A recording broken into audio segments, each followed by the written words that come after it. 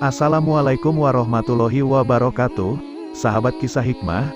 Kali ini admin akan menceritakan kisah hikmah yang sangat menginspirasi. Suatu ketika para sahabat sedang berkumpul di sekitar Rasulullah Shallallahu Alaihi Wasallam, mereka melihat suatu pemandangan yang aneh. Tiba-tiba saja mereka melihat Nabi Shallallahu Alaihi Wasallam tampak bersedih dan mata beliau berkaca-kaca seolah akan menangis. Tetapi tidak berapa lama kemudian, tampak wajah beliau berbinar-binar gembira, bahkan beliau tertawa sehingga kelihatan dua gigi seri beliau. Para sahabat penasaran, tetapi mereka malu untuk bertanya, sampai akhirnya Umar yang memang cukup kritis, berkata, "Wahai Rasulullah, apa yang membuat engkau tampak menangis?" Kemudian tertawa. Nabi Shallallahu Alaihi Wasallam tersenyum melihat wajah-wajah para sahabat yang tampak keheranan sekaligus penasaran. Kemudian beliau berkata, "Sungguh ditampakkan kepadaku suatu pemandangan di saat ditegakkan pengadilan Allah, yakni, Yaumul Hisab, hari perhitungan." Kemudian beliau menceritakan, bahwa ada dua orang dari umat beliau yang menghadap Allah Subhanahu wa Ta'ala. Salah satunya mengadukan temannya, ia berkata, "Wahai Allah, ambilkanlah untukku kezaliman yang dilakukan saudaraku ini padaku." Maka Allah berfirman kepada orang yang menzalimi tersebut, "Berikanlah kepada saudaramu kezalimanmu itu, yakni kebaikannya, untuk menebus kezaliman yang telah dilakukannya saat di dunia kepada saudaranya itu." "Wahai Robi, bagaimana aku bisa melakukannya sedangkan aku tidak lagi memiliki kebaikan sedikitpun?" kata lelaki yang zalim itu. Allah berfirman kepada lelaki yang menuntut tersebut, "Bagaimana engkau meminta darinya, sedangkan ia tidak memiliki lagi kebaikan sedikitpun? Diambilkan dari keburukan-keburukanku, ya Allah, dan pikulkanlah kepada dirinya."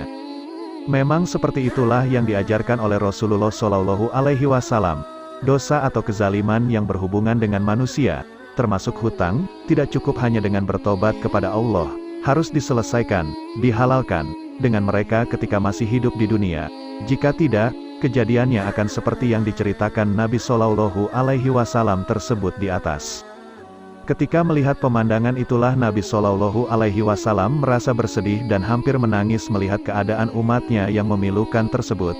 Reaksi beliau yang seperti itu dilihat oleh para sahabat tanpa tahu penyebabnya. Kemudian Nabi Shallallahu Alaihi Wasallam bersabda, "Itu adalah hari yang agung, di mana pada hari itu setiap orang membutuhkan adanya orang lain yang dapat memikul kesalahan-kesalahannya."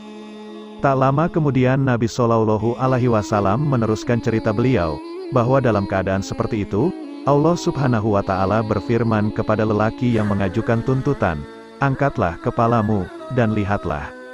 Lelaki tersebut mengangkat kepalanya dan ia melihat pemandangan yang menakjubkan. Kalau sekarang ini bisa digambarkan seperti melihat tayangan televisi raksasa, yang membuatnya terpana kagum.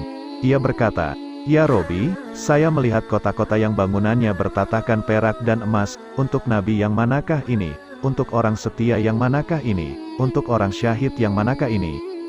Allah berfirman, "Itu semua untuk orang yang mampu membayar harganya." "Siapakah yang mampu membayarnya ya Allah?" tanya lelaki itu.